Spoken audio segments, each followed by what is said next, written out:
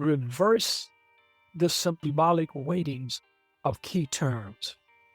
Take a negative and turn it into a positive. So you got to let them lead the dance. You've got to learn how to get in step, get in sync with the rhythm of their moves. If not, then you're violating a fundamental ethical principle of hermeneutic, justice and patience and generosity.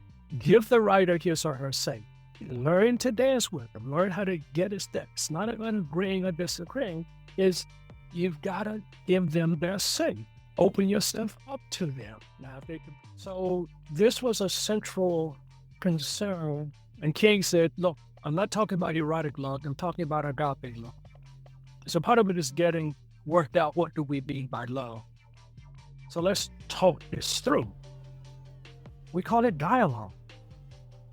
Listening, asking questions prior to rendering final judgments, being open to the possibility of changing oneself. Well, you said something, yeah, but I thought you meant, no, that's not what I mean. Oh, but I understand you thought, but here's what, oh, I misspoke. Oh, I misheard. Okay, well, let's try it again. That process is crucial to having a stable, viable community. Well, what do we mean? In some sense, we call it democracy. Hello, everyone. Welcome to Love and Philosophy. Today is a really special episode, also a very challenging episode for many different reasons. It is with Lucius Outlaw, and he was going to tell you about his journey from growing up in a segregated small town in Mississippi to becoming a philosophy professor, a very well-respected one who knows everyone. He's been in the same room with everyone from Eric Fromm to Martin Luther King Jr. to many of the leaders of today, as you'll hear in this conversation. And we're also talking about one of my favorite philosophers, who is W.E.B. Du Bois, who came up with this phrasing double consciousness, which you've probably heard me talk about in other episodes. For example, with Mina Salami, we talked about double consciousness and extending that into thinking about it through the ecological world. We also talk about Hegel, someone you hear me talk about a lot here, and the idea of holding paradox, of course, but this doubling, this idea of the third space or stepping to the third way in order to see the two sides that have seemed oppositional. Hegel might be discussed as doing this through synthesis or the dialectic, and Du Bois is talking about these two kind of seemingly irreconcilable notions of self that one often experiences, the self of your first person phenomenological experience, and then the way you're perceived by those around you. It's a kind of two-ness, an inward two-ness, which is also part of your social relation because of however the society around you is defining you. There's a lot of links to that, to Hegel, of course, but also to other writers I love like Emerson.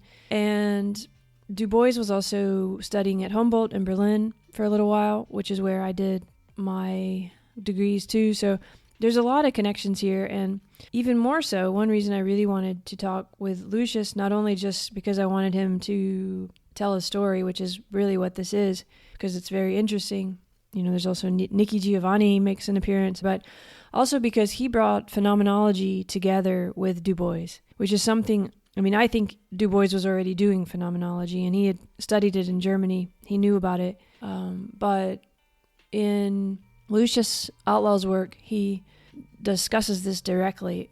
In phenomenology, that we could do a whole episode on that. In fact, someone asked me to do a research diary, and I will.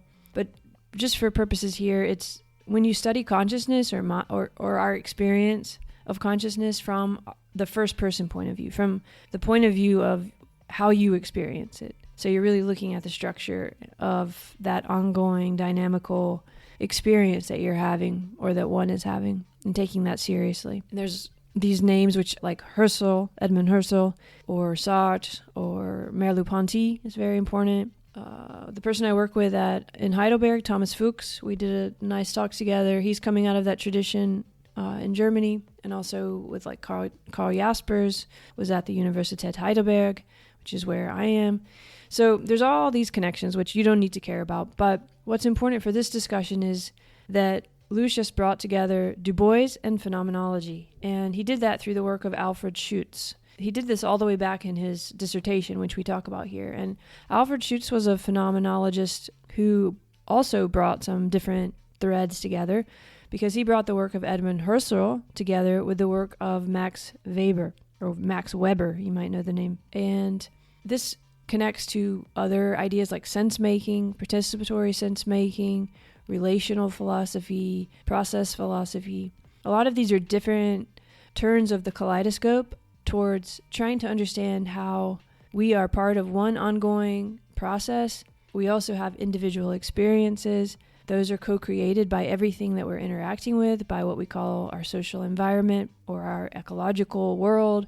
And how do we understand this? That it's just going on all the time. We're separate, but we're also never separate. You probably remember some of these themes from discussions with Ezekiel DePaulo and Merco and Hannah de Jager and Rebecca Todd, Shea Welch, Elena Kufari, Evan Thompson for sure. So in different ways, a lot of these philosophers and neuroscientists and thinkers have been trying to understand this, how we are first person, we are having individual experience, coming into awareness of it, and also doing that in a social, relational, ecological process. And Lucius, in this discussion, discusses it from the angle of W.E.B. Du Bois and the experience that he had when he wrote The Souls of Black Folk, for example, which he wrote in 1903, by the way, where he was already reading all of this phenomenology, but also Emerson and Hegel and the phenomenology of spirit. And I find this phenomenology of double consciousness just so helpful, and I really hope that more of us can think about it in our academic work and write about it and read Du Bois and also read philosophers like Lucius Outlaw and his writing. We don't want to lose those narratives and that perspective, and it also opens up other worlds for us if we can sit with it and try to understand it as part of the life world that we're hoping to be able to expand enough to fill into, to understand is connected to all of us. So all that said, and that's a bit clumsy because, I just talk when I turn on the mic for these intros, because that's just this podcast. But this is also just a difficult conversation because of where we are right now in terms of how we are able to talk about these kinds of subjects. And I guess this is going to go low down in the algorithm. That's what usually happens lately when I talk about something that's difficult. But I don't care because it needs to be talked about. It's hard also because his internet kept going out. I think we talked for 3 hours and there were huge pauses and so much trouble with the audio. And we actually had this conversation a year ago, and it's taken me that long just to be able to get through it and actually get it into a presentable enough audio form that I can put it online and that you can actually listen to it. So this has just been, quite the challenge in so many different ways. Also, as you'll hear, just the subjects are really tough. If you feel like you're ready, please do listen. If you don't, that's okay. I do hope you'll go look at W.E.B. Du Bois and double consciousness, though. Think about the philosophy of that, and especially in relation to something like dialectic and Hegel and other threads of phenomenology. All of that we talk about here, and Lucius says some really interesting things about Hegel, for example. Think about that word double consciousness, this doubling that is actually not a doubling at all if we can begin to understand thinking and consciousness in a more kaleidoscopic way. That's a word I use a lot, or as a constellation. And this whole research channel is documenting people who are trying to do that from different directions and different ways. And this is another one, a very important one, I think, to bring in W.E.B. Du Bois. Again, double consciousness, the work of the philosopher Lucius Outlaw, who you will hear discuss here. You will hear him discuss his work here. How that relates to Husserl, Merleau-Ponty, and Hegel. I'll try to do some separate videos on all these different topics for those who are coming to it new. Don't worry if you've never heard any of these words. I mean, this is just a little tiny corner of the universe. There are many others, but the things we're trying to understand here are, and that all of these people I've mentioned are trying to understand, are how we are individuals and part of the world at the same time, and what that means and what consciousness is and how we can live it more fully, more sensually, and perhaps even begin to open up new worlds for one another of love, I hope, and of care. which is where this conversation goes in the end, connecting to Martin Luther King Jr. and that whole spirit of love that I feel we really need right now. It's still here. Don't be afraid to feel it and notice it and live out of it. It's really needed, and it's really part of us. And it's really a wonderful way to live when you can live from love. So it's not always easy, but it's worth the persistence. Thanks for being here. Hello, Lou. Good morning. So good to see you. Likewise, Leander, thank you for having me. Thank you for being here. Have a discussion. So there's so much about your work I want to talk about, as I was just telling you. But I think to start, let's start in Mississippi in 1944. So I was born and grew up in a small town in Mississippi, Starkville, which is sort of east central Mississippi. It's about 6 miles south of Tupelo, Mississippi, 120 miles slightly northeast of the capital in Jackson, Mississippi, in an area called the Golden Triangle. There's a state institution there, Mississippi State University, which was segregated at the time I was growing up. The first Negro knowingly admitted was in summer of around 1965, was actually one of my best friends and classmates who integrated Mississippi State University in the summer. I was an only child. My mother said she prayed and made a promise to God, and if he gave her a child, she'd give it back to him. So as a consequence, I spent more time in war. We grew up in Baptist churches, and I never have to spend the rest of my life, thanks to my mother, which led to her making sure that I was in a lot of churches for most of my life. My mother did work mostly in the homes of white families, cleaning, as a maid. And my father was the janitor of a large white Baptist church, the First Baptist Church. We were members of Second Baptist Church, which was what we called a colored or Negro church in Starkville. And it was, as I was growing up, of course, you've got to be trained early on in the rules, the laws, the unwritten local norms and protocols of hierarchic racial segregation and ordered around Negroes and white people, et cetera, superiority and inferiority and all of that. So, you grow up in that context. And for a great deal of normal everyday life, in a sort of segregated world, interestingly, you might think that a segregated, racially segregated Mississippi has really very sharp boundaries, physical boundaries between black folk and what we now say, black folk, colored people, etc. I was born on one side of town on one street, and we moved when I was 4 years old. It was on West Main Street, which is the West End Main Street in Starkville.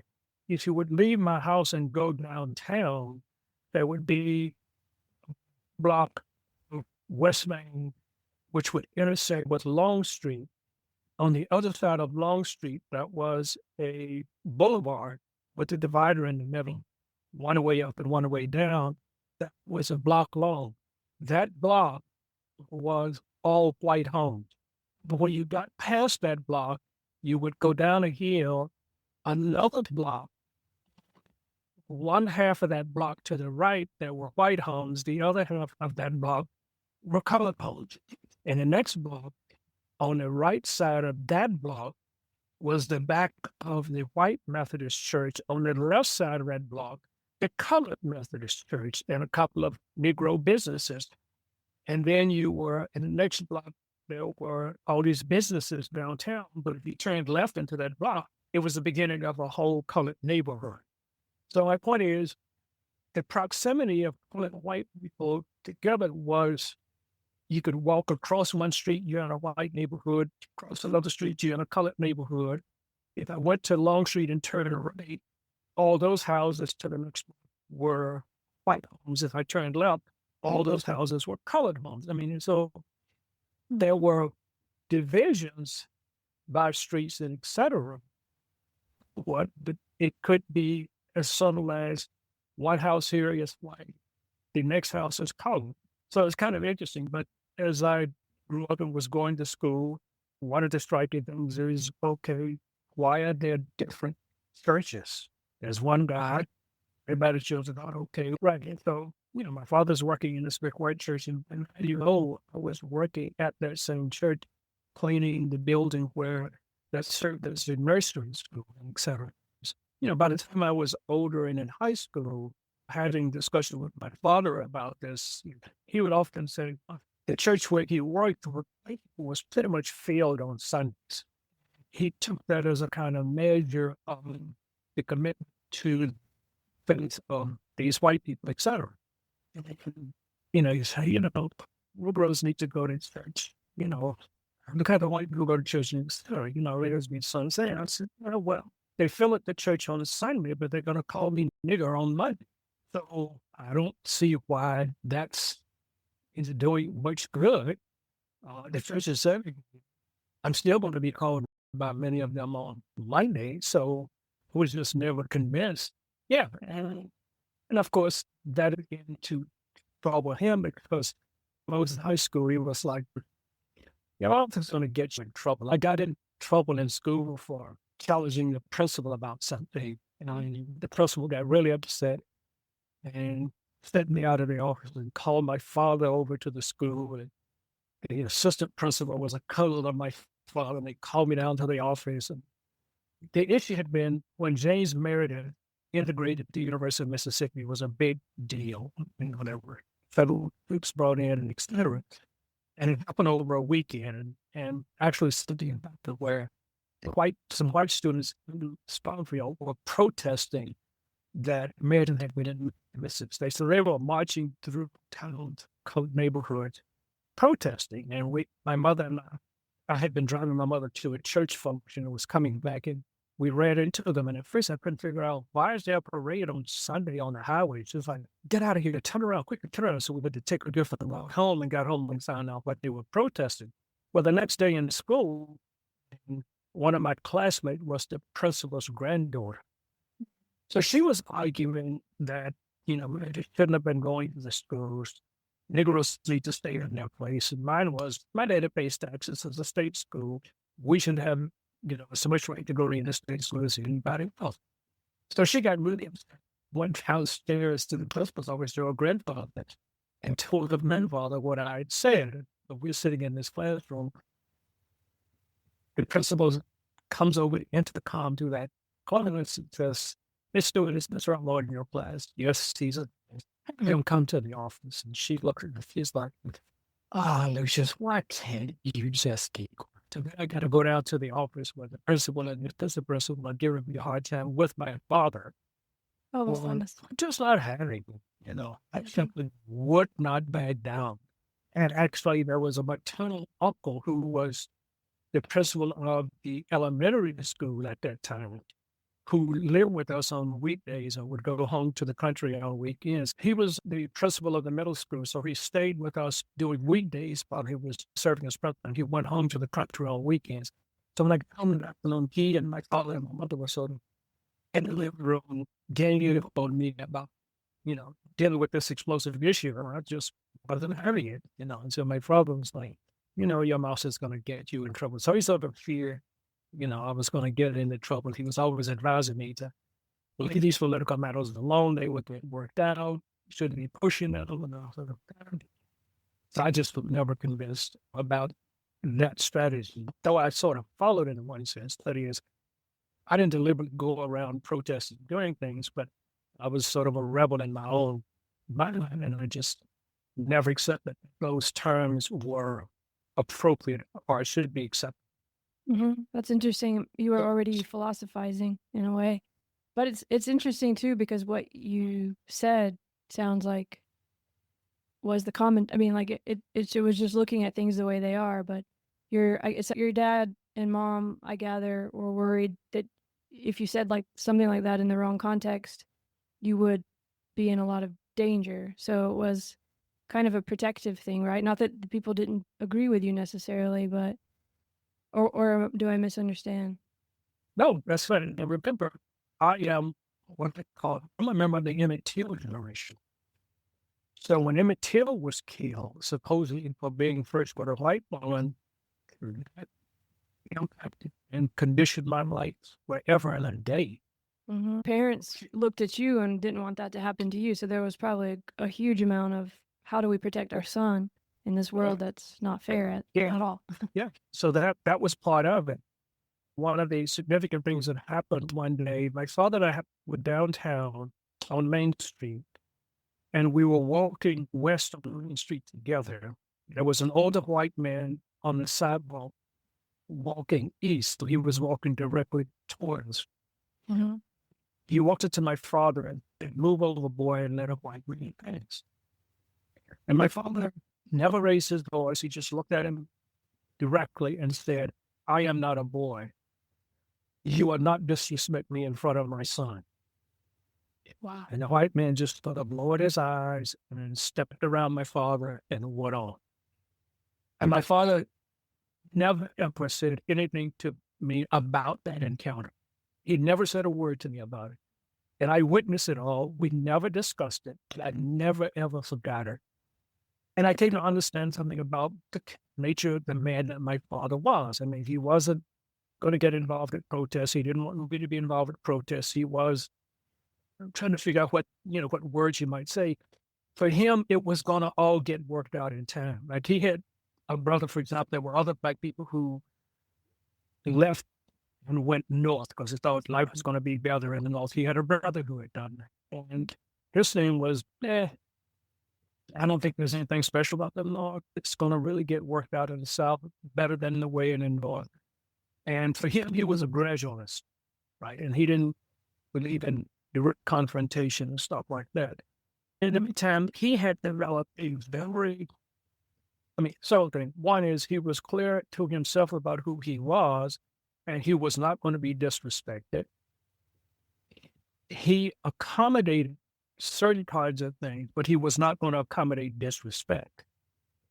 But he wasn't going to be involved in protest. So he was an interesting strategist about how he negotiated the entire situation. I mean, he said to me once, he said, son, what you've got to learn to do is you've got to learn to handle only people with get love. You've got to learn to persuade them to do what you want to do. And I watched him on a number of occasions do that. I mean, there was a way in which if he were shopping for something, like a new television, the white person he knew really well says, "I got to have a new TV." He's like, "Okay." He says, "Well, I can only pay so much for the TV." And it's like, "Well, Lucius, I'm sorry." Yeah, I lost you again. Lucius, that's the last thing I heard about the TV. The businessman would say, "Well, Lucius, I'm sorry. This is what it's costing." I'd probably was just quietly say, "Yeah, I understand, but I can only pay so much." And he would sit there and continue this back and forth if it took 2 hours. And eventually the white man would say, "Oh, God. All right, Lucius. Yes, you can have it for that price." "Well, thank you very much." And then they'd arrange for the delivery. And he would get what he needed, but he would simply continue softly, gently to negotiate. "I'm sorry, I can't do that. I need a loan. My son is going to college. Gotta have this mortgage. I got a second mortgage. I gotta have this loan." Revolution. "Well, no, I can't pay that much. Now, here's what I can pay." And he would get the terms that he could meet. And that was part of the way in which he worked. And he was very highly respected. The other thing was he learned, and I learned through him and Harrison, our white group, is that not all white people are the same. The distinctions that I grew up with was there are good white people and there are bad white people. You need to know which ones are the good white people because they can make a difference between life and death. Which ones are bad you should avoid. We would say now, well, who are the white people that are really racist? Who are the white people that are less racist? Who are some of them are not really racist, et cetera? You have to learn those distinctions about people and develop relations and et cetera with them. And that was something that I learned growing up. But again, the whole thing didn't make sense. So I went off to college, majored in philosophy and religion because I was originally going to go into the ministry with myself sophomore year. Finally reached the conclusion, religious stuff weren't making sense with me, and I'm not doing the God thing anymore. Which made a real break with my mother. Yeah, I was about to say, I bet your mom was not happy. Oh, happy is not the word. She was distraught. So I had written her a letter back, and I got one of those letters from her, sort of, dear, oh my God, sort of, metaphorically, tear stained letters. What are you doing? Why did I send you to a place with atheists and blah, blah, blah, blah, blah. So I go home that at the end of that academic year, and one evening, I noticed she's dressing when she gets dressed to go out. There's nothing to do at night. There's no clubs. My father didn't go out drinking or anything like that. And it's not Wednesday, so it's not prayer meeting at church. So where is she going? If she gets dressed and there's a knock at the door. She goes to the door and opens it. My father's working in the yard, and she opens the door. It's our minister. She sort of steps out and says, there he is. I'm sitting in the living room watching television. The minister comes in and she leaves. And I was thinking to myself, okay, this is what this is about. But he's not going to win this argument. So the minister comes in and we talk. I don't remember anything about what we talked about. I don't remember anything from the conversation.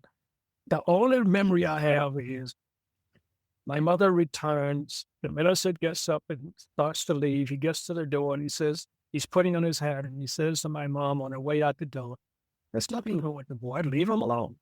And he walks out the door. Now, there's a whole bunch in the background about my relationship with this minister and all of that in my life, blah, blah, blah. But, I had made up my mind. And then, my mother was still distraught. And one time I finally said to her, I said, look, God and I have made a deal. He doesn't mess with me. I don't mess with him. She now cried. So I literally stayed away from home for about 2 years. I just said, I'm not dealing with this. I said to her, look, I'm going to live my life on my own terms. I'm not going to live my life on the basis of a deal you made with God. You don't make deals. I'm going to live them on my terms. You can't pray me into heaven. You can make the deal, but I'm not going to live that deal. Yeah. This is my life. Now, this time I'm studying philosophy. I'd had a course in existentialism. It was interesting. You're reading Sartre about freedom and etc. Talking with classmates about this. And it was actually a classmate who said, you don't have to do this religious stuff if you don't want to. And I'm like, I can. I have to. Like, no, you don't. You can choose. And I sort of had a breakdown and cry. I was like, yeah, you're right. I have to do this anymore. I'm not doing this. I hated it anyway. I'm not doing this preaching stuff. God called me to do this. I'm just not doing it. My life, I'm living it on my own terms, period. Really not easy thing to come to. I mean, all of us trying to, what our parents want for us, it can be hard to go against it. But this is like really hard because your mom sounds like from the beginning, almost your health in her mind and your kind of, it was almost like she was worried if you didn't do what she'd promised God, then like she would fear for you or something. And for his son. Oh, wow. Yeah, so there's a whole bunch of stuff built into this seventh son business. Whoa, yeah. To deal with, right? The seventh son, a gift from God. Yeah, okay, but I'm not going to play the God game anymore. I'm out. I'm taking myself out of there. And so it was years later, she was working at a local 2-year college. I was invited down to give a talk. So my wife and I and our baby, firstborn son and her first grandchild, we go down and I give this talk and we're back in her apartment later and we just sort of lounge around the apartment. Said to me, she said, after listening to you tonight, I realized there's a lot of different ways you could minister out there. And I said, And by this time I had, while I was at Fisk, my freshman year, one of the things that was happening in Nashville was that the nonviolent direct action sit-in movement was still very much underway. Now, my parents, so Martin Luther King Jr. came to the campus to speak one Sunday. I'm at Nashville at Fisk University. Du Bois went, very famous place. Yeah, Du Bois went there. My sophomore year, I'm living in Du Bois Hall. King comes as speaker, and the jail is packed. I go here, Martin Luther King Jr. There's demonstrations going on every day. People are marching downtown, sitting in, etc. My parents said, don't get involved in this. It could be dangerous for you. It could be dangerous for us. If people find out back here, we could lose our jobs, etc., etc. This was early 60s, around 60. I went to Fisk in 1960, so this is 63, 64 year.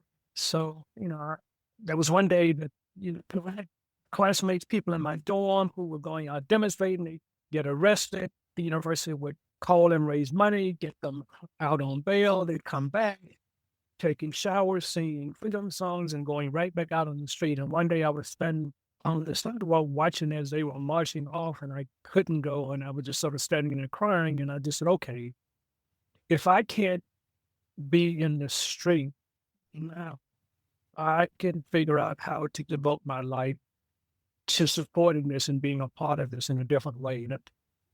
That's very powerful. You said you could do it another way. That connects very well with what your mom ended up eventually seeing too, and the way you think about teaching. And that was that moment, right? Yeah, because I mean, there was kind of coalescence of a couple of realizations. So I'm living on this campus where a lot of faculty live. It's an interracial faculty, international faculty. It was a place where a number of persons who were European and Jewish and escaping the Holocaust came to the United States and taught. So my professor of German was a person who was escaping from the Holocaust. There were people from India on the faculty, from the Caribbean, from Africa, from Europe, white American faculty members, people living on the campus, et cetera, et cetera. So it's this really interesting little oasis of integration in a racially segregated city and state. But it was a private institution, so it could do things that a state-based historically Black institution couldn't do. So it was this really interesting place. And again, when I looked at how faculty who taught there but also lived on the campus, and came to me like, this isn't just a job, this is a way of life. And I was really intrigued by the intellectual life stuff, which is why I started paying attention more to academic philosophy, because I just found it intellectually very intriguing. I was trying to figure out how to make sense out of stuff. So I was like, oh, maybe these are people who make sense out of things. I'm going to study this philosophy thing, but I also want to become a college or university professor. And so it's like, okay, then here's a way in which I can take up this endeavor of speaking justice and et cetera, and I can do it perhaps as a teacher. And so that sort of became my life commitment by the time I was sophomore heading into junior year. This is where I'm going. That's beautiful because it reminds me of your time at Haverford, where you were kind of living that life in a way, but we'll get to that. But I took you away from, you were about to say about Martin Luther King, and I really want to hear about that. So this was this time period at Fisk, and he came to speak. Yeah, so he spoke in the gym on a Sunday night, and, I'm there, and it's a packed place. I go back to my dorm, I'm sitting around with, friends, we're probably talking about, here's something, he's this historic figure already, because this is 1960s, early 1960s. So someone started yelling out on the hallway, "Hey, Lucius," at the time, there was like one phone on each hallway, a pay telephone. So someone started yelling, "Hey, Lucius," the phone, was ringing. Somebody didn't answer the phone. And so I said, "Hey, Lucius, the phone for you is your mother." I'm like, okay, so I go take the phone.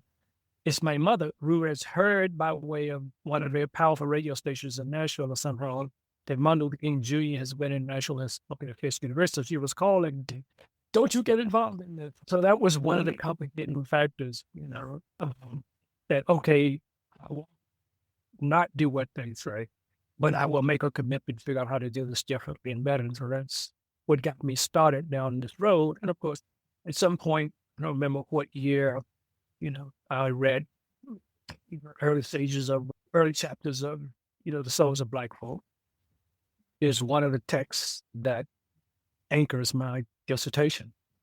By Du Bois. So were your parents, did they talk about Du Bois? That happened while I was in college. The whole time I was in high school, I knew nothing about Du Bois in high school. There was nothing that, there were things that was happening. Like my mother was very active in church things, and so she would do certain things like, for example, one of the popular songs that we would sing at church meetings, stuff was Kumbaya.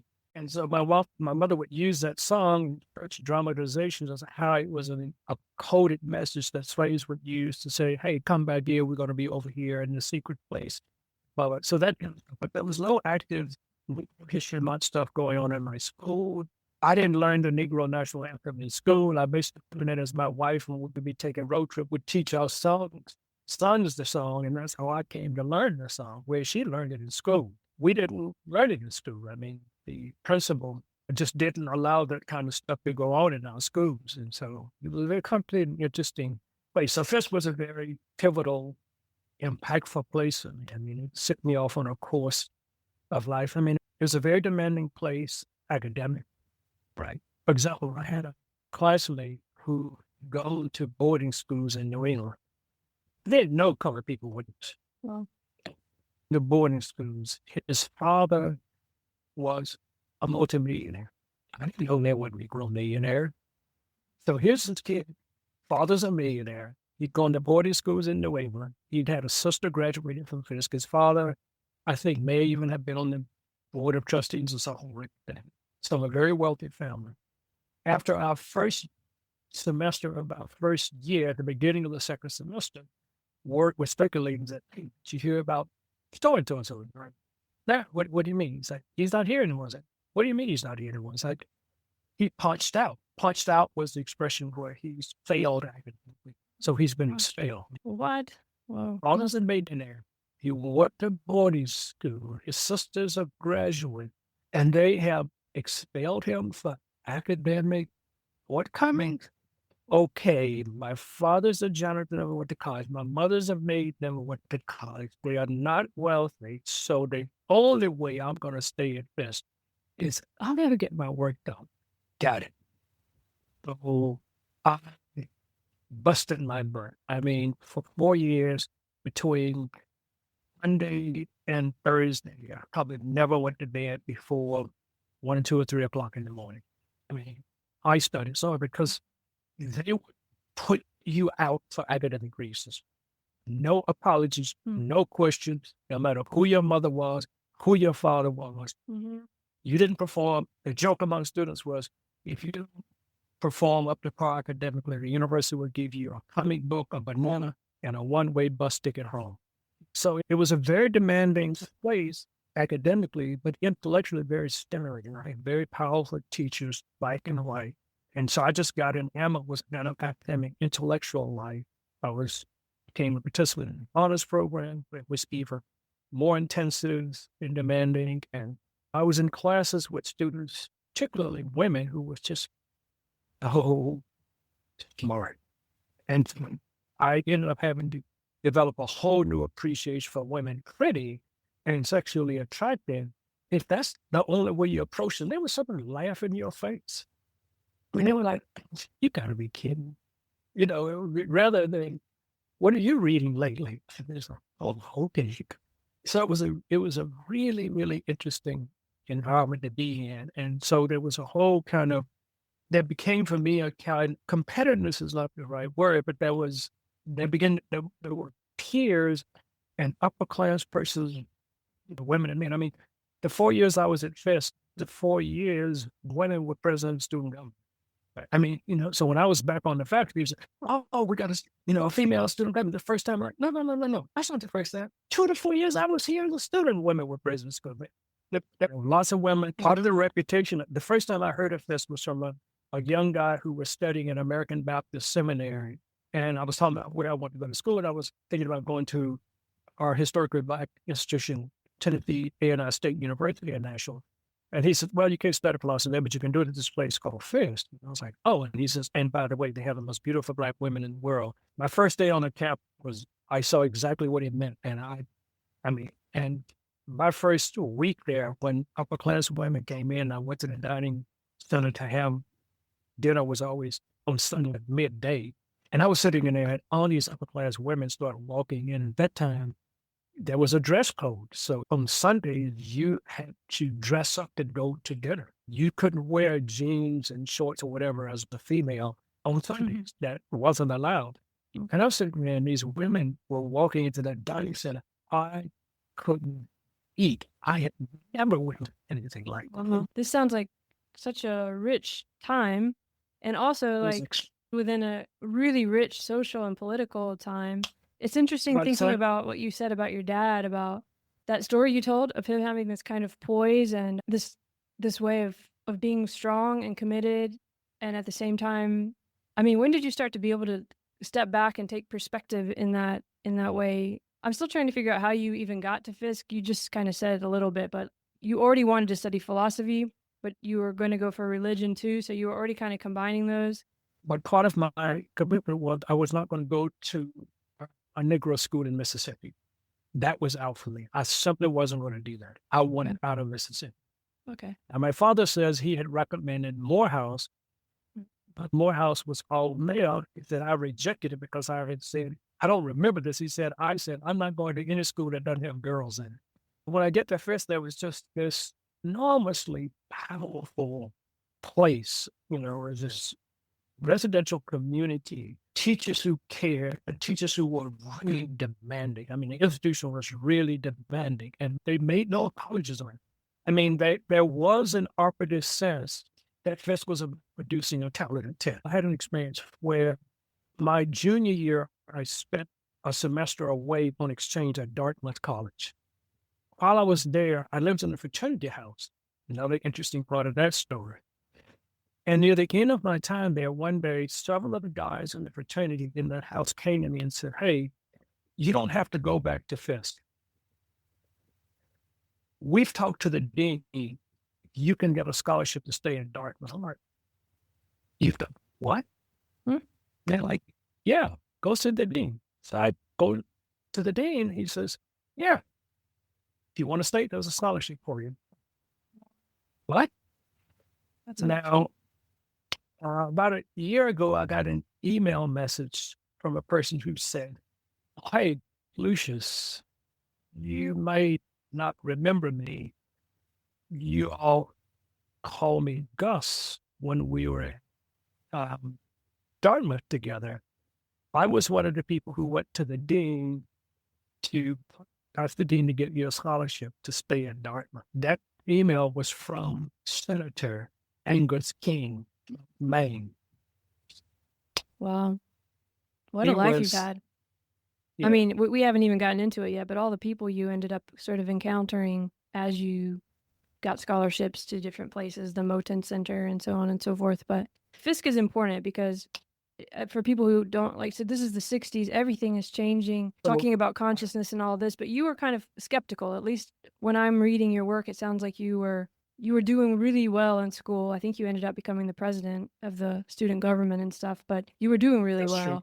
Yeah. But you weren't fully taking part in all of these things because of your parents, but also it sounded like you were still trying to figure out how you felt about all this kind of incredible change that was happening.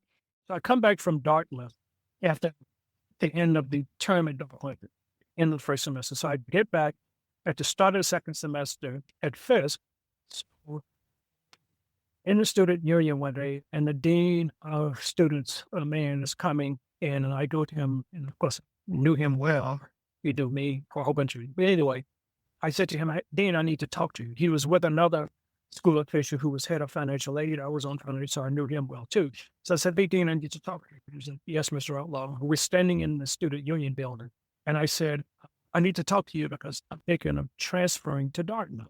The dean immediately turned and walked away from me and walked out of the building. Didn't say a word, just turned immediately and walked away. Oh. And the other official said, Lucius, he's not going to talk to you here. You better go to his office.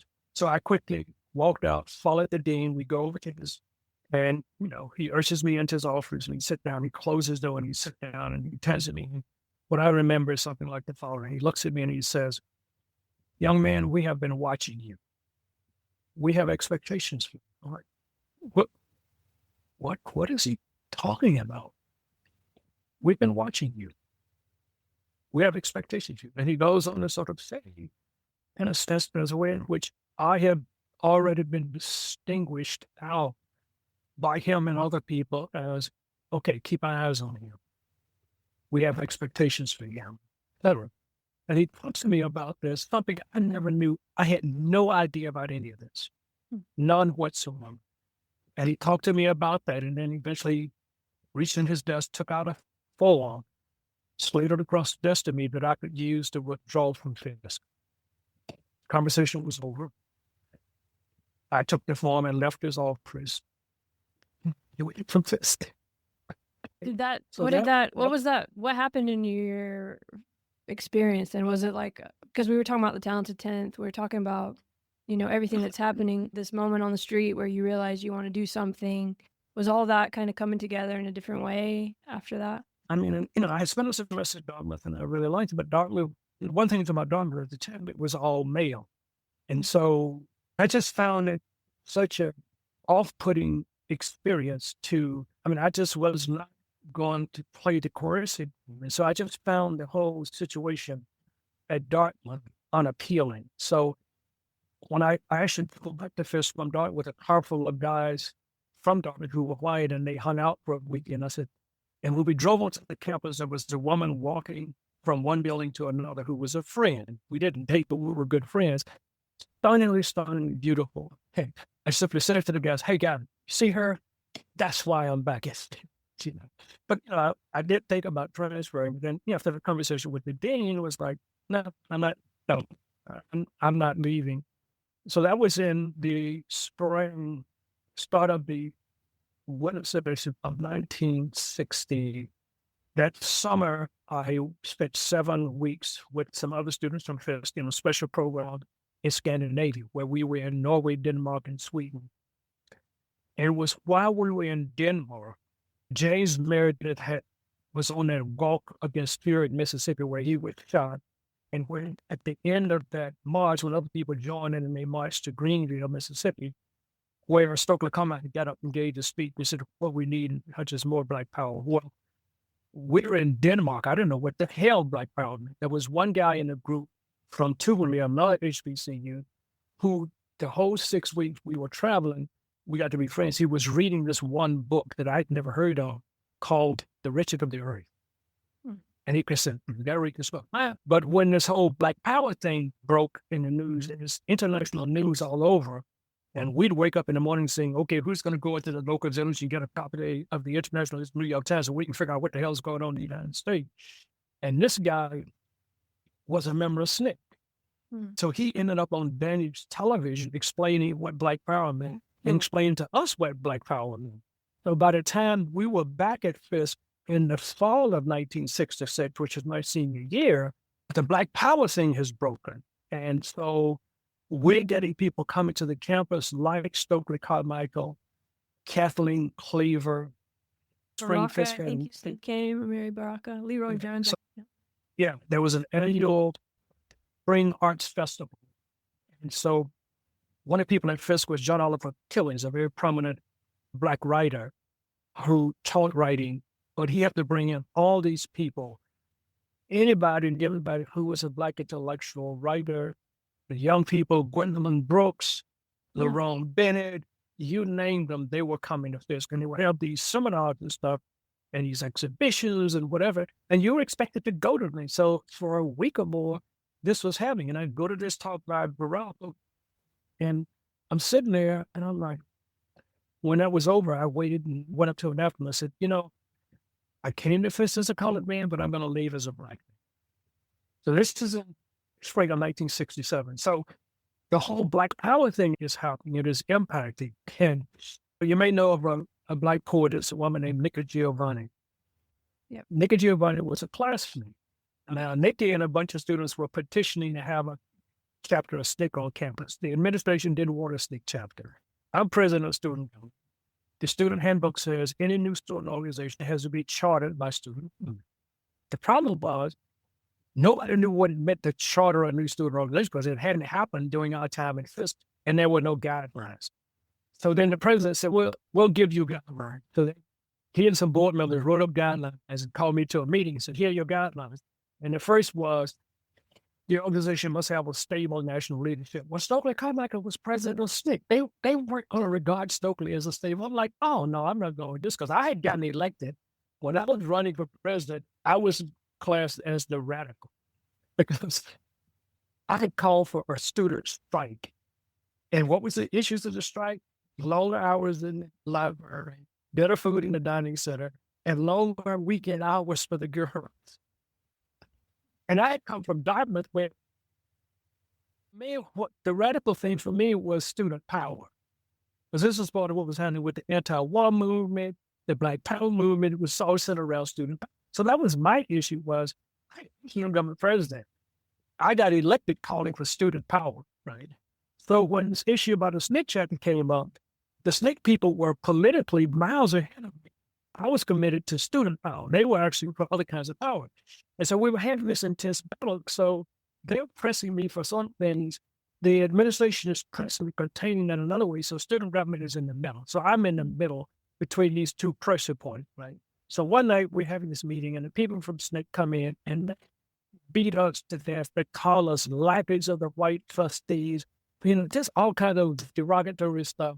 And I'm just worn out. I'm trying to get them to chill because I know the administration is trying to set them up so they couldn't have a chaplain. I'm trying to say, look, you got to give us some space to figure this out because they're trying to set you guys up, but I'm not going to go with that. But you got to give us a break till we figure out how that we can do this well. So one night after a long, heated meeting, we leave. I walk out of the meeting room.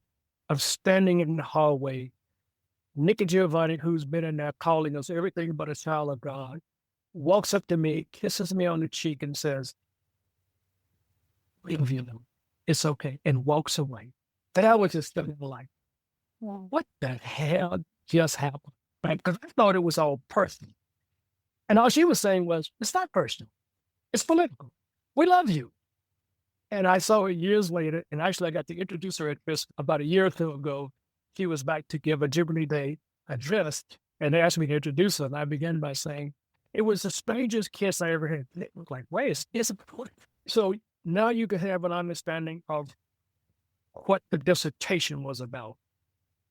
Well, actually, before we get to that, because you mentioned Friends, Fanon already, and you mentioned language. Those are two important things. And this change, like you yourself are thinking you're going to become Black in this way of language. But we haven't talked really about the problematic that you use there is Du Bois, who we have talked about, but this idea of double consciousness. So were you reading Du Bois at this time? I read The Souls of Black Folk while at Fisk.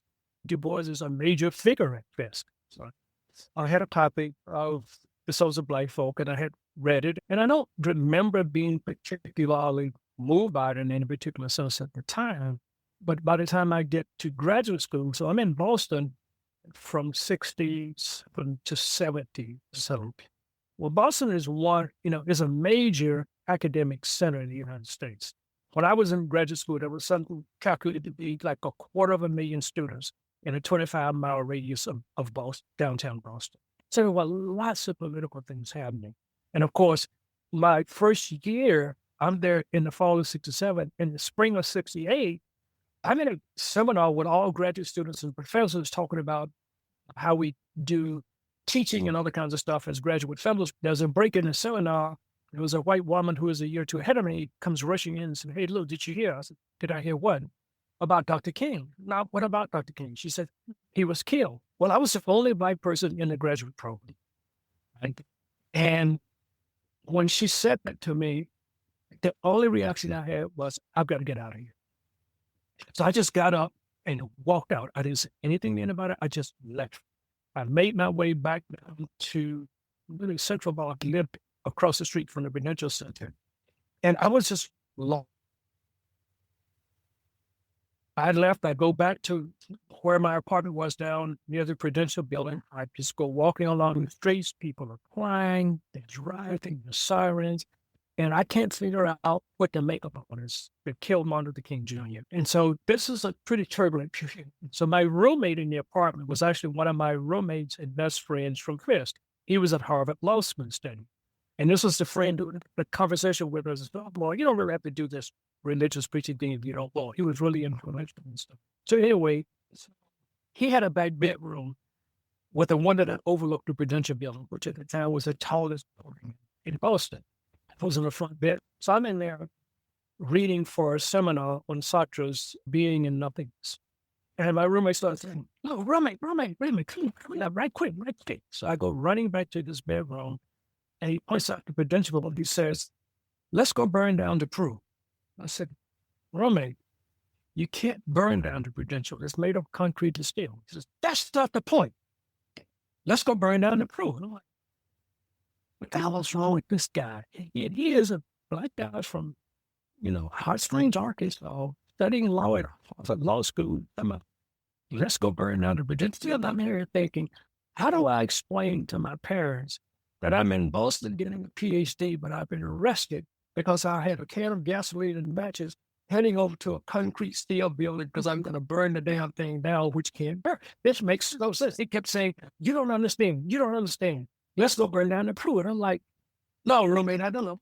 What the hell is wrong with you? And he finally said, well, he's at Harvard. He's at Harvard Law. He's got this Fisk background. He's studying law, and they're making clear to him at Harvard, we're not interested in questions of social justice, period. We're not interested. Your job is to learn to think like a lawyer, brief the case, tell us what the law says, etc. If you don't like that, you can go somewhere else. He's really frustrated. So he's like, we need to go do something. Let's go down. Yeah, I understand your frustration. But trying to burn down the Prudential building, which can't burn, ain't a way to do it. I'm not doing that. He's like, you just open up. And so I had to go figure out, well, what am I going to do? I ended up joining an interracial organization, working on stuff. I became editor of their newsletter. And, I had to find outlets for what I was doing. And then it was like, okay, what am I going to do in a dissertation? And I chose this problematic that had to do with the call for Black power. And I had been reading Fanon, that chapter on the Negro and language, and I sort of hit upon this problematic. What is the call for Black consciousness all about? And for me, it became perhaps here is a means by which to resolve this double consciousness. That shift of language from Negro to Black, the embracing of what had been a derogatory term as a positive, and talking about Black consciousness and self-consciousness. In order to do that, you'd have to resolve what had been a negative duality, this separation between oneself and being Black. You have to get past that. So the dissertation project became my way of contending with all of that intellectually and setting myself a trajectory. And when I posed it to the chair of the department, he just sort of looked at it and said, you're going to be on your own. It was the way which they were accommodating me in an interesting way. It was like, basically, let's not mess with you. It was like, okay, you're going to be on your own. And that was, I found a professor who said, yeah, I'll supervise your dissertation. He had no reading in any of it. I had discovered now for just walking in a bookstore, I saw a title called Phenomenology of the Social World. I was like, whoa, what the hell is this? And I bought it. One thing you were allowed to do in the graduate program was design reading courses on your own. So I designed my own reading course around Schutz, and I started reading Schutz. Even when I had left and went to Nashville to teach at Fisk, I would order my books from this bookstore called Mandrake, because they had all these titles from all around the world, and particularly all this stuff from Phenomenology and Existentialism. The whole Northwestern University had the whole series in Phenomenology and Existentialism. Kay had a series of it. So I happened to see these books, and so I started buying these books by Schutz, and I just designed a reading program, and this professor agreed to advise who became my dissertation advisor, but he knew nothing about any of it. He was learning with me, and he later on started teaching Schutz and all this stuff. I started reading Schutz, and then, for example, one of the other resources that came along was George Herbert Mead. And so the whole notion of how you socialize children, et cetera, to try to figure out how to bring together into a coherent project, and became the dissertation.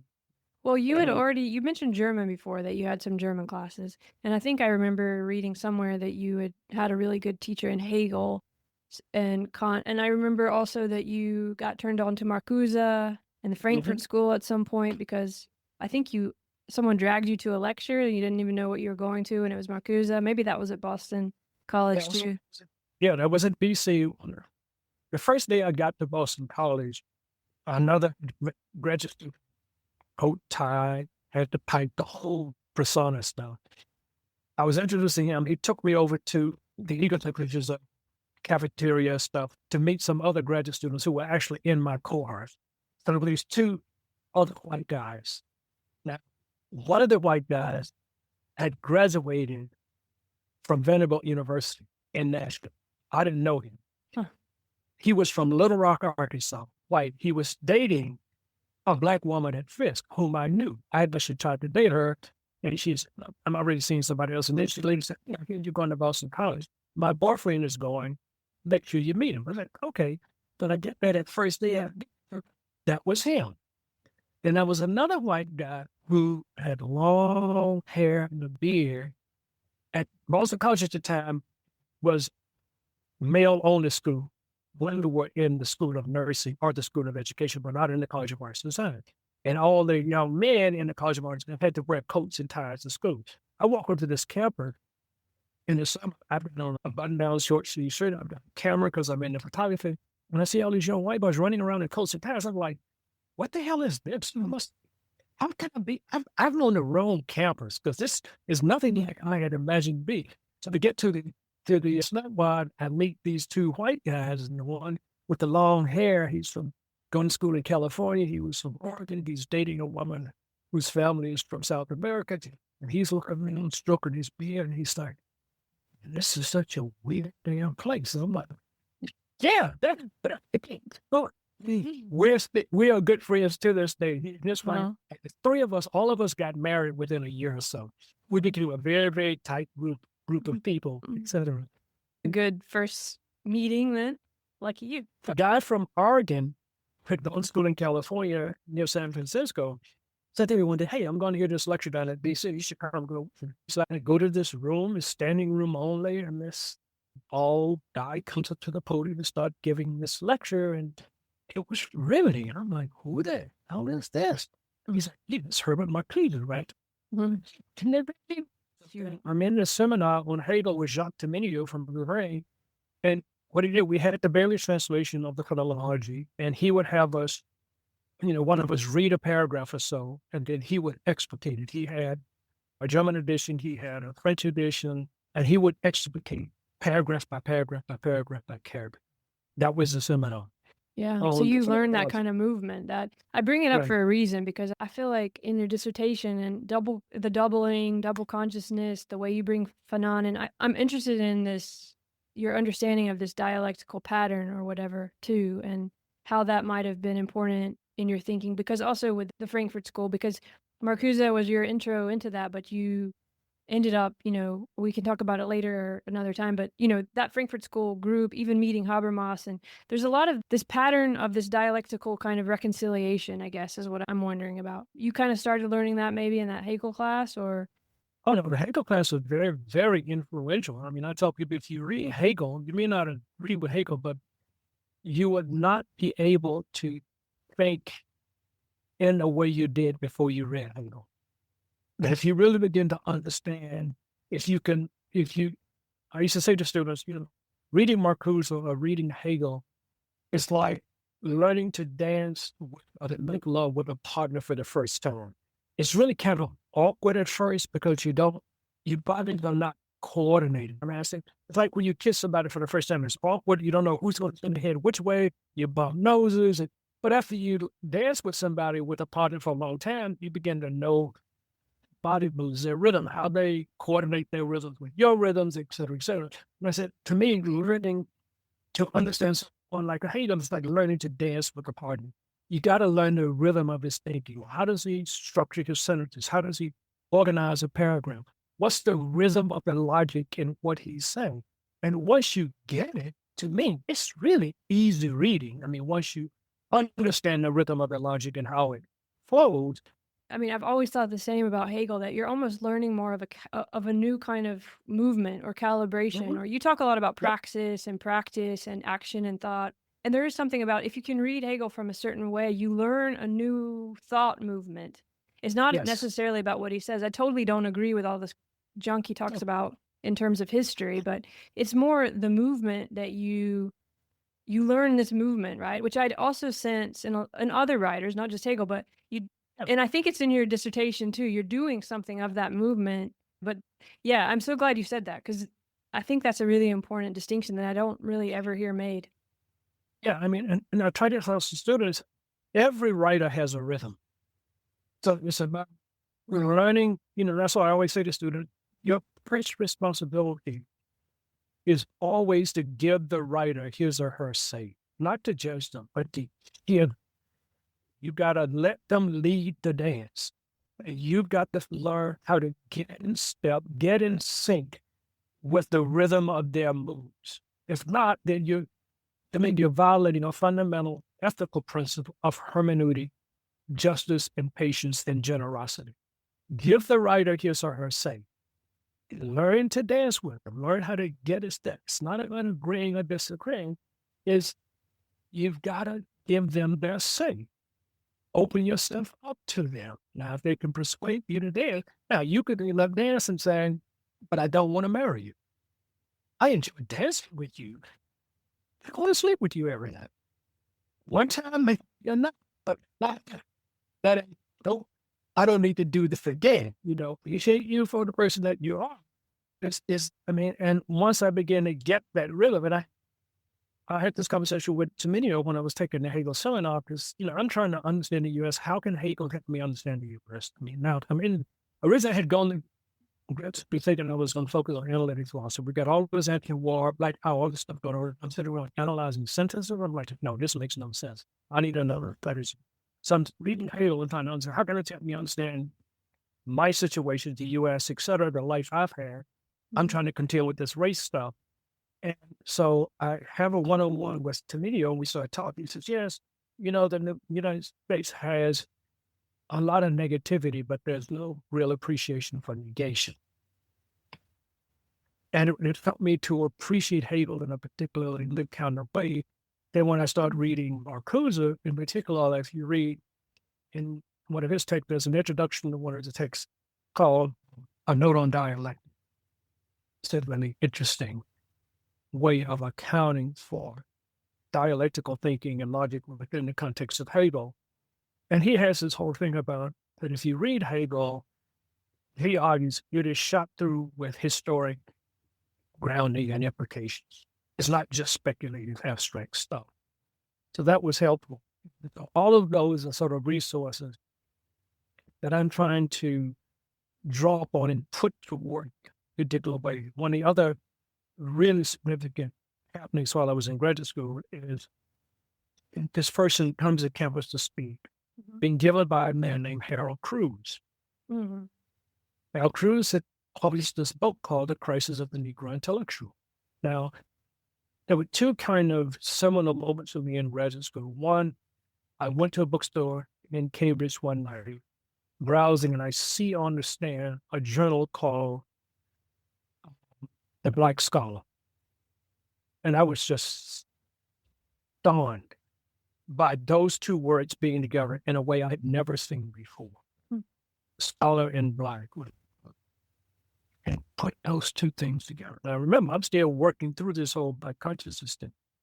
Cruz gives this talk based on his book, The Crisis of the Negro Intellectual. I read the book, and there's a deep critique going on about Negro intellectuals. Well, already in the Black Power movement, there's a distinction between being Negro and being Black. One is negative and one is positive. So I'm reading through this and saying, by Cruz, there's a whole tradition of Negro people being intellectually inclined in certain kinds of ways, and why that is problematic, and you need to be thinking a different kind of way. Oh, wow, there's a whole new agenda. There's this new journal called The Black Scholar. Well, and in fact, one of the founders of that journal, I just got to notice, died a couple of days ago, Nathan Hare. So he's the head of the first Black Studies program in California. So all of these influences are happening at this fertile time in my life.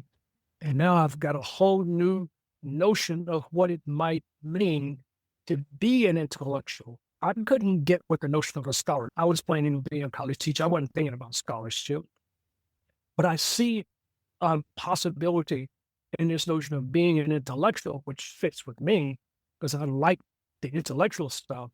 What might it mean to be an intellectual who is Black, committed to social justice, and helping to make conditions better for Black folk and Black folk in the United States, and have an international perspective that says anti-war stuff and Vietnam and Afghanistan, all this thing. How might I bring all this together? And so the dissertation became that kind of project of, I think there's a way I can bring this all together. So Yeah, it was like you call it kind of a hermeneutics of the transformation of consciousness, or at least that's how I'm thinking of it. Then that's why it came to me. So I think we have to pause for just a second though, because this will be probably a little bit wrong, and you can correct me. But here's kind of how I'm thinking of all this to try to thread these things together. I know like a lot of listeners will know some of this and not other parts, like Hegel maybe, or not this, or so. Okay, we were talking about your consciousness situated, nested in time period, and there were many kinds of ways we could have thought about your consciousness, but in a way we've been talking about a transformation of consciousness in a sense, and then we were also talking about the philosophical part of that. So there's this, and we talked about this feeling of this kind of dialectic of things doubling, like double consciousness in Du Bois, or when we think of Marcuse and Hegel, this dialectical movement that two seeming opposites are kind of recognizing one another, and in so doing opening a different path, so that it wasn't really opposites, but there's some kind of movement there or patterning that's a doubling in a similar way to Du Bois in terms of setting something against itself, or having to, in maybe the way you did as a child, looking across the street and there's a white church and there's a black church and it doesn't make a lot of sense, and there's a kind of doubling there, or the way Du Bois talks about it of the black experience, where you have no choice but to realize that, where the white people don't have to really realize that. But so there's all these themes, right, that I see as connected. And I guess what I'm trying to get at now is you were just talking about Negro and black, and that too has a history, right? There's a time when those words are in this dynamical process of changing, and you're kind of noticing that changing, and it's tied to the transformation, and this becomes part of your dissertation. But I think for people who don't, because, you could start at different points in history and those words are going to mean different things. And they're going to be, for the people using them, meaning different things. But as you show in your dissertation, this is part of this reconciliation process that's going on, and maybe even part of how we're going to continue resolving a lot of things that bother us. But before we can really look at that, can you help people understand these two words? Like, they weren't necessarily always opposites, right? Or were they? Or what was going on there? I'm a little worried people won't really understand, or maybe that I don't even really understand how that was when you saw black scholar. Yeah, I don't know. Like, what was Well, that movement? I'll think about it this way. So as a kid growing up, right, if you really wanted to assault another kid verbally, one of the ways you was to call them black, because all the connotations were really very negative, dirty, stinky, inferior, you name, right? And remember, when we're reading Du Bois, it's the souls of black folk in Starving, Mississippi. So black was always a negative connotation. So part of the work of a lot of the young folk on SNCC and in what became the Black consciousness movement, drawing off of their readings of Fanon, the Negro and language, et cetera, was, as one scholar later, Kelly Joy put it, was to reverse the symbolic weightings of key terms. Take a negative and turn it into a positive. So think of how we now might orient ourselves to the term queer. It used to be an act, but people took it, reinvested it with meaning, and gave it a new positive significance rather than an invidious significance. And so that's what began to happen with what was called the Black conscious music. Take the term black, and instead of taking it as a weapon or thinking of it as a negative, rather, I'm black and I'm proud. That shift in the language of self-reference was psychologically very wrenching. It took a lot of time, effort, and work to go from a negative to a positive with these key terms. And that's why I was focusing on it by saying there's an awful lot happening in going from Negro to black. It will give us an entree into some larger cultural, political happenings in the life of black people. And so much is about language, and I'm in some ways working on that still now, but I'm dealing with Ralph Ellison and reading Kenneth Burke and language assimilated, a whole bunch of other stuff going on right now. But that was the insight, that was the enterprise that I was committing myself to. But it also led me further into Frankfurt School and down to critical social theory, and at some point sort of pretty much exhausting my time with that. Well, deciding, okay, Habermas, I've had enough. Let me go for queer health. This is really, really important, I think, and I want to try to talk about it a little bit because, like you were saying, this is a whole lot of work. All this, we're only talking a couple hours here, but all this change of the stance or being able to turn the positive into a negative, I mean, it's a kind of internal, it requires something like the person, many people, like nested, the individuals, but also these groups, becoming aware, first of all, of the situation in terms of, I guess, what we would say Du Bois is talking about with the double consciousness. So you're already aware of it. If you're the person who's being, I guess, if you're in a particular context, then you have to be aware that you're being seen in a certain way. But then you kind of become aware, as you did, in a way that this doesn't make sense. And then you begin to, it's almost like an Aikido or a Tai Chi or some kind of, in the same way we were talking about with the Hegelian movement, you're noticing that energy, becoming present to it, and then you're taking it as your own in a sense, or like owning it. And in so doing, changing this whole dynamic between whoever was using that term in a negative way. So this long process of what we were talking about with consciousness, right? I think there's like consciousness raising is this kind of phrase that you use sometimes, or transforming consciousness. In a way, do you see this kind of praxis of becoming aware of something that's happening and, I guess, owning that and then redefining that, and not always consciously, but sometimes consciously? Is that part of all of this? Sure. Yeah. I mean, one thing we got to talk about going to Hamilton. So I went to Hamilton in 1980 to visit for a year. I moved away 21 years later. Now, accepting an invitation to go to Hamilton for a year was a very, very, very wrenching experience, a very difficult experience, because I had been committed to working in HBCUs. I wanted to be in historical black college. I wanted to be in the South, et cetera, et cetera. So now, for a whole bunch of reasons, I leave Fisk, I go to Morgan State, another historical black college. It wasn't working well for me as a state institution, so I get invited to go to this predominantly white institution. Well, I've been interviewed at other predominantly white institutions and didn't. I think you'd even been offered you could stay at Boston College, and you'd said no because you wanted. Right. It goes back to that I moment wanted on to- the street of that was the part you were going to play at that time. And so now I've got this opportunity to go to her, and I'm really torn. So I go talk to one of my friends at Morgan State, who's still a close friend to this day, and I start telling him how agonized I'm about this responsibility. I'm turning my back on my people. He looks at me and he says, "No, you're not." He says, "We know who you are. You're going to be fine. Go to Hamilton. We know who you are. You're going to be fine. It's okay." And I was like, God, he just sort of took this rock of guilt. What a and killed gift. it. Yeah. I go to Hamilton, and then I come to another realization. Okay, if some of us who are involved in African American and Black studies, we've been critical of the way the literature has been canonized and the histories have been written, how racism is played in the writing of histories, the building of disciplines, and all of this, I come to this realization, well, so I'm at Hamilton, come to this realization. If all of our critiques of the way in which canons, histories have been constructed under the auspices of white racial supremacy and all of that,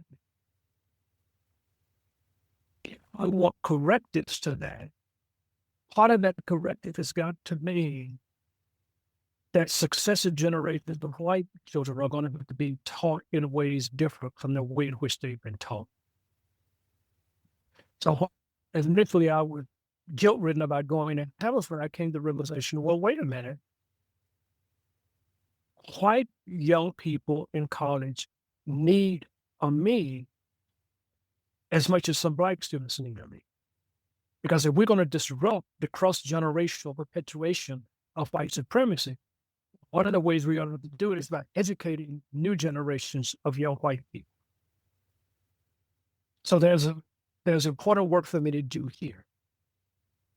And so I spent the next 40 years working in predominantly white institutions. Because And one of the essays I wrote for a particular volume, the title of it is The Rehabilitating Whiteness Question Mark. So, there's been a prominent sort of movement at one point called the abolition of whiteness, led by a black labor economist, a white labor economist in the United States, who has been arguing the way we saw the racial problem is getting rid of the notion of whiteness, the abolition of whiteness. Now, I find that a deeply problematic notion for all kinds of reasons. But simply put, if white folk could take the notion of blackness and rehabilitate it from a negative to a positive, why would I conclude that the same thing can't be done with the notion of whiteness? There's nothing inherent in the notion of whiteness that requires white supremacy or invidious notions of either whiteness or blackness. It's a term. We invest the term, we give the term some meaning. So what would we have whiteness mean? That's really up to us. And so when I reflect upon how black folk rework the meaning of blackness, I say white folk can rework the meaning of whiteness, have it come to mean something completely different from white supremacy and all of that. There's nothing inherent in the notion of whiteness. So I invite whiteness, well, tell me how to do it. No. That's not my job. It's not my job to tell you what whiteness should mean for you. That's your work. I didn't have you tell me what whiteness has to mean for me. I had to work that out. Inviting you, I will support you taking up the really hard work against the grain of centuries of wanting out a new notion of whiteness that has nothing to do with white supremacy and racism. Nothing. Now, I don't find that strange or odd, since I've known white folk who were not committed to notions of white supremacy or racism. So that's nothing mysterious about it. There have always been white folk who thought of themselves different.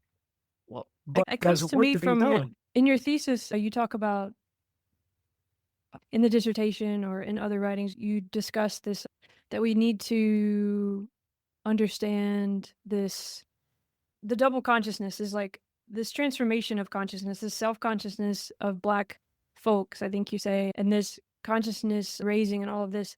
It starts, you basically, I feel like we all need to understand that, white or Black or whoever, right? And that maybe is part of what you're saying now about, like, I wonder if this pattern that you describe, because in the dissertation, it's pretty much a way to reconfigure these praxis of social cultural meaning and praxis, right? The life world. We don't have a lot of time to talk about the phenomenology, but it's really, you're really talking about lived experience, a transformation of lived experience, which is coming about through symbols. So you can't really ever symbolize fully this world, but with language, we kind of have this third space where we can externally represent and discuss all of this process. And through reconfigurations there, like the one that you describe with the actual language, what happens there? It's a shift of power and of meaning. It's a reconfiguring meaning, and it's reconfiguring practice, and it's reconfiguring it for all parts because it's the process. And I feel like that can be nested right into what you're saying with other groups of people and people who haven't had to engage in it in the way that Black folks have, in the way that Du Bois was writing about with the double consciousness. That's a specific experience of Black people in America, but I feel like the pattern of it is what you're describing in the dissertation a bit, and also what other groups could do. And, of course, as a group, it's always we're representing something that's an ongoing process and has many different ways of being looked at. But I guess what I feel like I'm trying to get at is that we all can learn from this double consciousness in a way that could help reconfigure meanings and practices of our shared life world in ways that I think you're getting at in terms of what whiteness needs to be concerned with. Does that make sense at all? Sure. So part of what I'm having to prepare for now, a couple of weeks ago, a person who came, a very historic figure, I had the good fortune of coming to know, becoming good friends with my wife and becoming a major influence in my life. A man named the Reverend James Morris Lawson Jr. Does that name ring a bell? Describe from your perspective. He died a couple of weeks ago. So he was the person who taught direct action, civil disobedience to John Lewis and Diane Nash and a whole bunch of other young people in Nashville in the late 50s. So he had been at Vanderbilt, he got expelled. Anyway, I was involved in bringing him back to Nashville as a distinguished professor, visiting professor for several years when I was an associate professor. So we could be good friends. Well, he died a couple of weeks ago, but he had specified in instructions for his field service that I was to give from Marx and his field service. Oh, wow. So I will be doing that in LA on July 6th.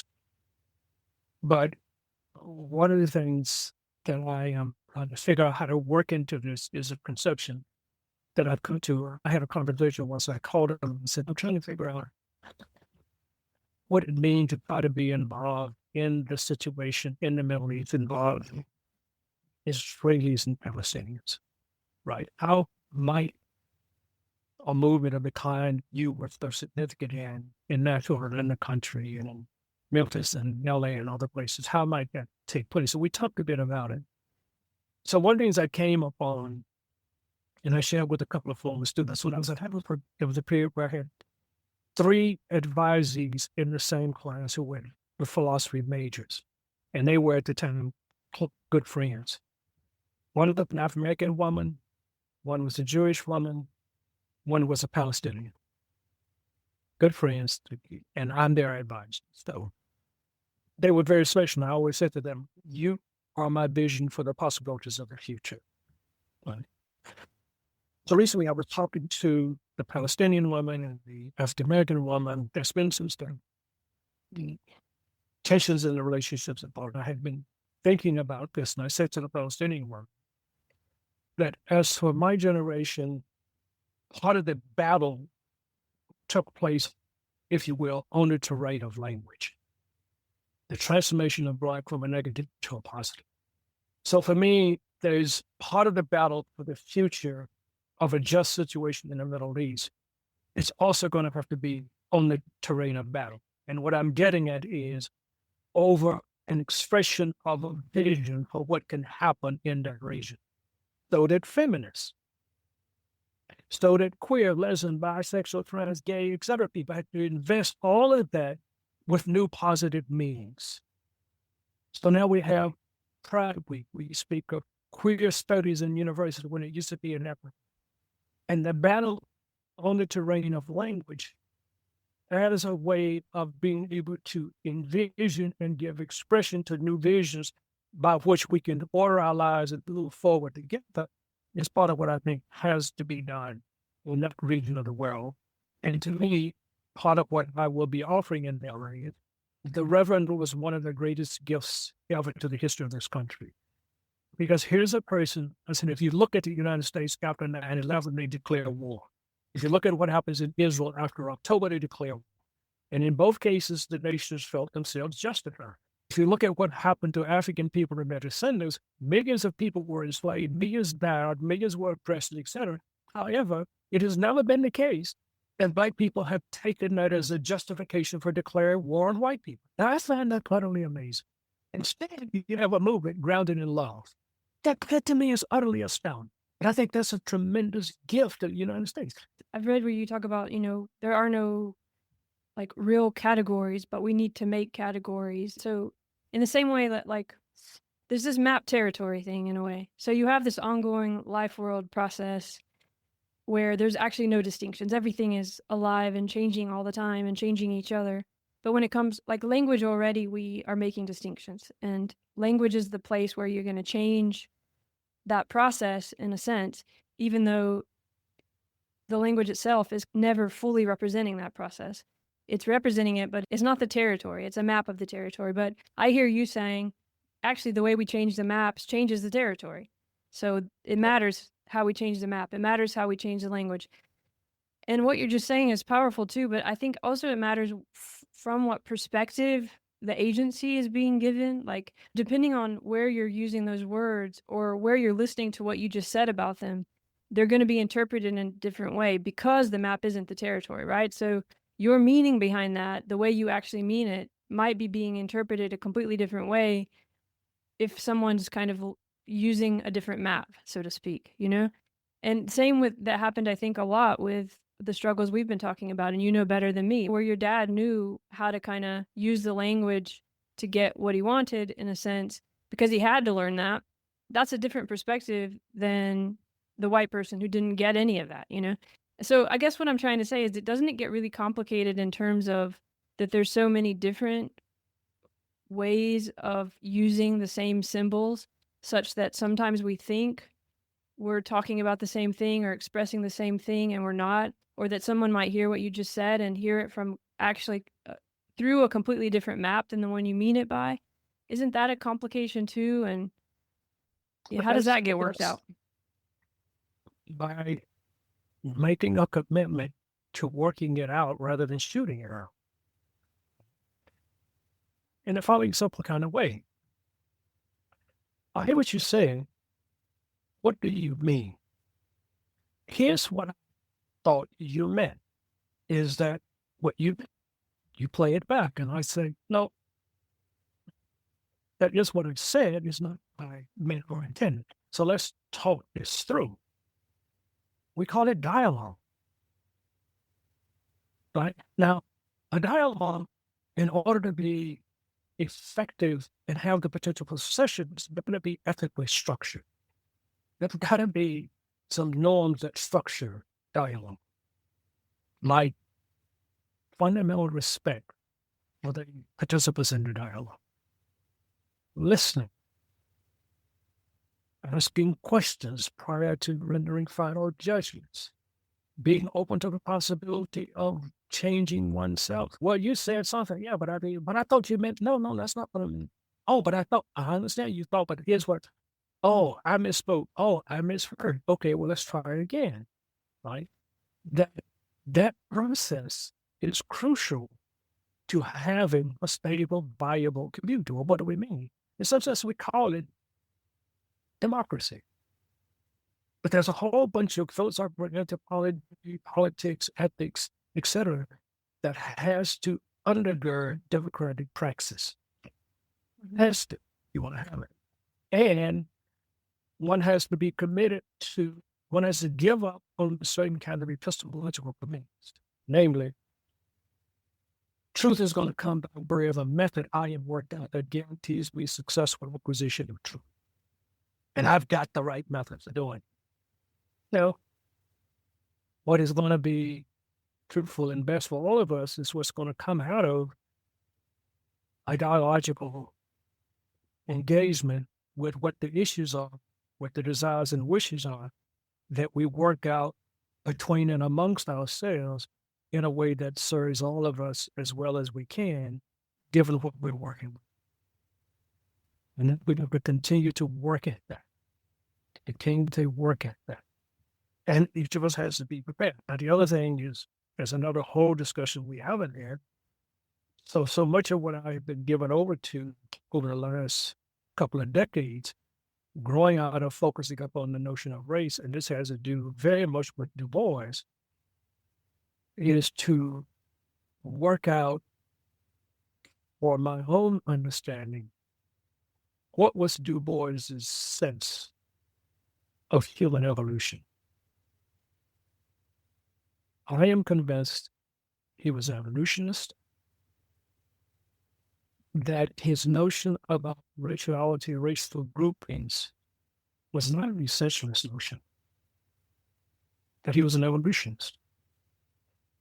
If I stand back and look at our human species, there's no way I know how to make sense of the evolutionary history of Homo sapiens without having an account of groupings.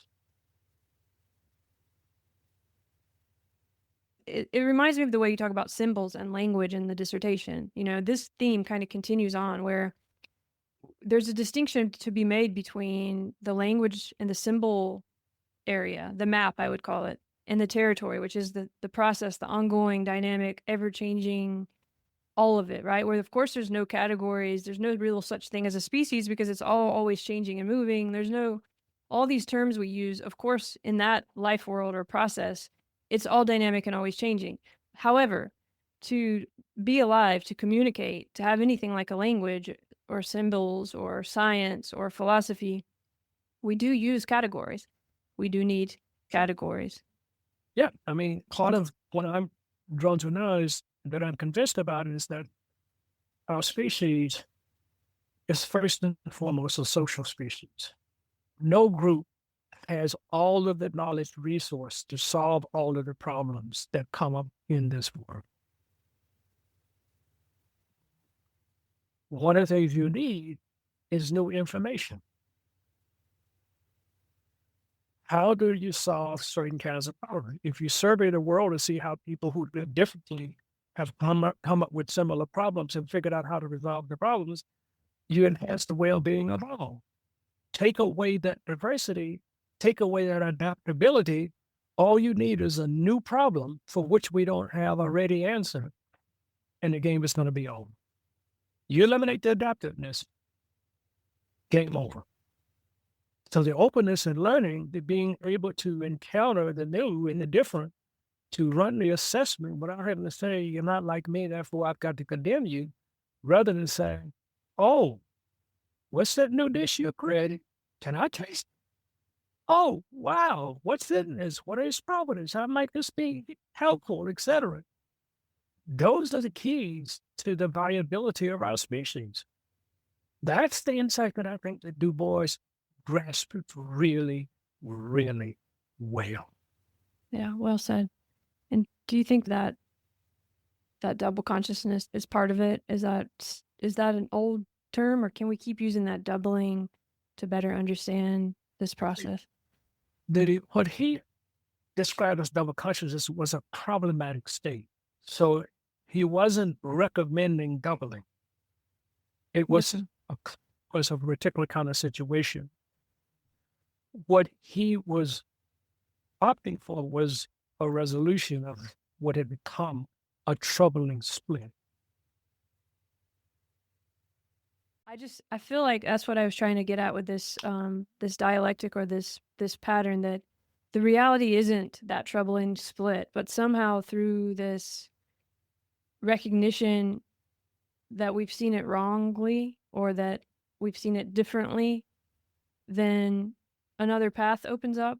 It doesn't mean we need that, but maybe there's other ways in which we can get to a place of transformation by noticing that we've doubled, I guess, or that we're seeing that we have this double consciousness of that others have it. Even maybe that it's because I feel like this theme applies to a lot of either or situations that end up becoming incredibly destructive and painful for different groups. It's not the same as the Black American experience and the way that Du Bois describes it, but you brought up like the queer experience, for example, and I think there's a double consciousness there, or the other, so maybe there's a way in which this pattern we can notice is happening in a lot of different places in different ways, not to like say that it's all like exactly the same way, but I guess that's more what I mean.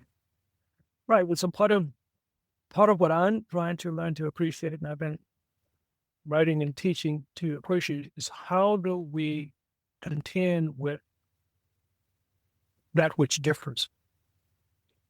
And part of what I'm trying to work through is an appreciation for, if you will, the evolutionary throwing up of difference and diversity, and how, in some ways, that is a key to adaptive success if taken up, understood and taken up in appropriate kinds of ways. Exactly. Right. Just as you show in your dissertation, in that sense of it looks like a negative, but if you take it in a different way and make it a positive, that it's almost like right now we think difference strikes us as something bad, or that we need to be afraid of, or that we need to resolve, when instead it's like a portal into a transformation, to put it in kind of terms, a transformation of consciousness that ends up affecting both sides. It's a different way of thinking about all of that I feel like the world really needs right now. Yeah, I mean, part of it is to let go of the fears that we that motivates us to try to mobilize resources to eliminate differences and establish what we take to be the safety of homogeneity. And on the other hand, there are dangers in homogeneity. That homogeneity needs to be tempered by new information that is heterogeneous. That homogeneity can easily lead to stasis and render us individual or a group of people or some living being, render them maladaptive.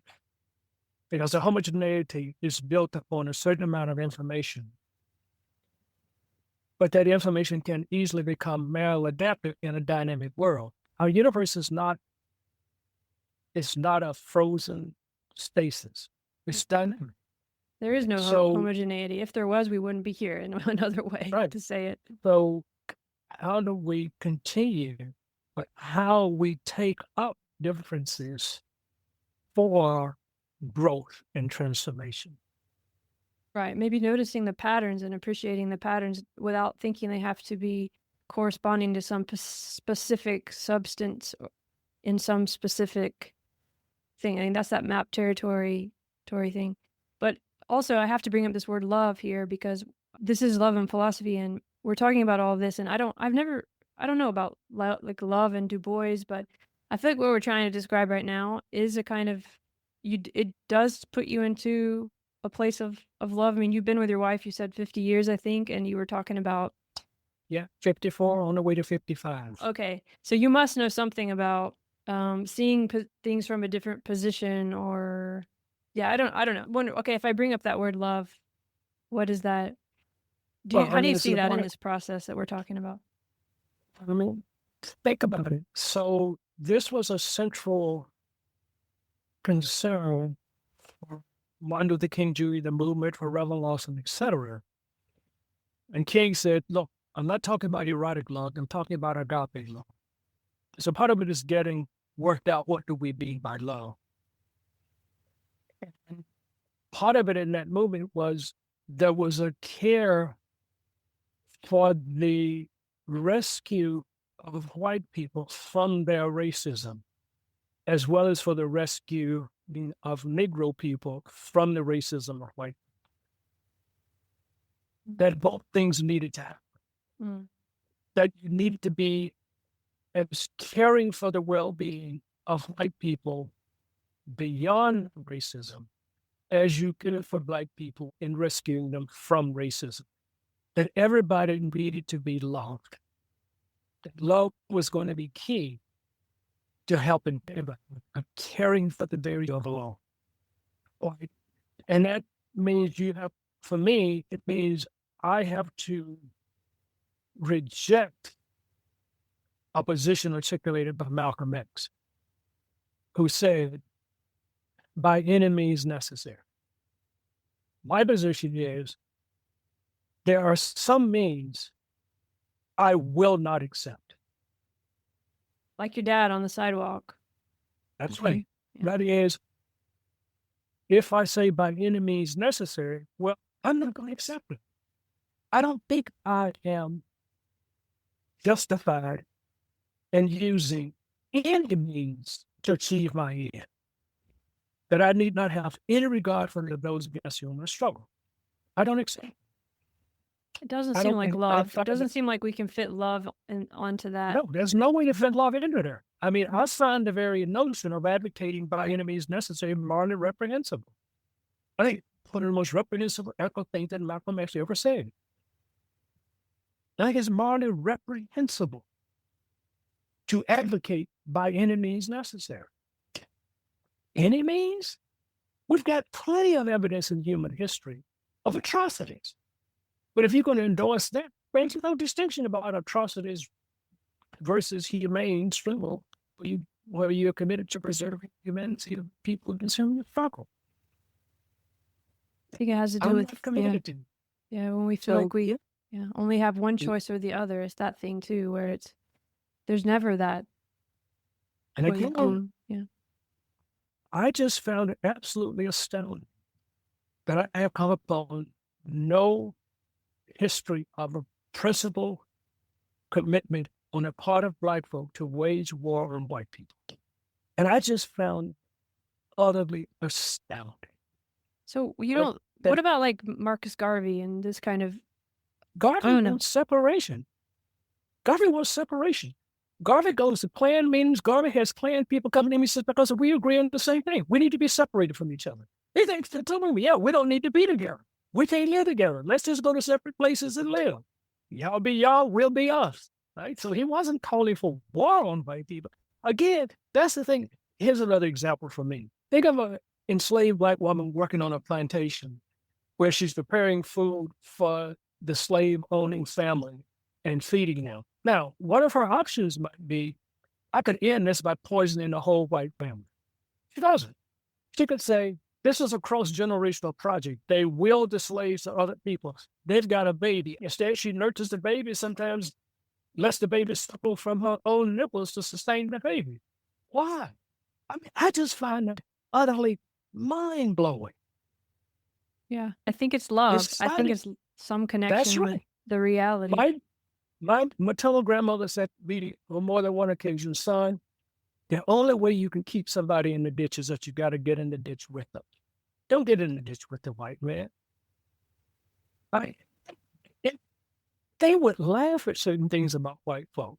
They never propose hatred of white people. Never. Mhm. I mean, I just find that theory that runs across the entire history of African peoples in the Western world, to me, it's just mind-blowing. I think it's such an extraordinarily powerful lesson and gift. It makes me think of Eric Fromm a little bit in Love, who I know you talked to and knew, actually. We didn't even get into that story, but that's a kind of love that a lot of us, that much of the world is still trying to learn. And I think in those stories that you just told shows that it's actually here, and it's been here even in the most painful of times. People have had that, so it's real, right? Really, I'm saying, to me, that is why a person like Reverend Lawson, there are others, is one of the most profound gifts to the United States. And whatever he is, compare him to a Solomon Lott. They both have deep religious convictions. They draw on them for different ends and different means. And those differences make a difference. One led to enormous destruction, and responding to Osama bin Laden by a declaration of war and going to war got us what? Yeah. Got us what? Okay, Hamas commits atrocities. Okay, go to war. Okay, so now you kill a bunch of people. We put those patterns into the world, the ones we are using. So it's just perpetuating it somehow, I guess. But how do people take a step? How do we? I mean, to just bring it full circle to try to kind of end. What's your advice, or what's your feeling, or kind of last thoughts just for this conversation? Thoughts about how to, for those who haven't, how do we develop that stance or that orientation, or the one of love that we're talking about now, or the one of taking a step back, like you said, and saying, do I know what you mean? And is it, what's your feeling? What have you seen that is a good way for trying to learn that or help teach that, as you've been doing? I mean, one of the things that Reverend Lawson helped me to understand, for example, the commitment to nonviolence was not a commitment to passivity. It's not a pacifist. It's an active, engaging in struggle, tempered by certain principles having to do with love and nonviolence and recognition of the humanity of other people. And that takes a tremendous kind of not only understanding, but a kind of patience regarding human development and change, and be willing to be patient and work through things in particular kinds of ways. That is without violence. He told a story once about how when he was during a national movement, they had been on a demonstration. He was walking back to the church from which they had set out to do the demonstration. He got separated from the groups. He was confronted by a group of young white guys who were antagonistic to the march, etc. And so these white guys, and one of them in a motorcycle jacket, walked up and spit in his face. So he asked the guy who spit in his face, he said, "Do you have a handkerchief?" And the white kid said, "Yeah." He says, "May I borrow it?" And the white kid gave him the handkerchief. So he wiped the spit on his face and he said, "So you're wearing a motorcycle jacket. Do you have a motorcycle? Do you ride a motorcycle?" He said, "Yeah." He says, "I ride a motorcycle too."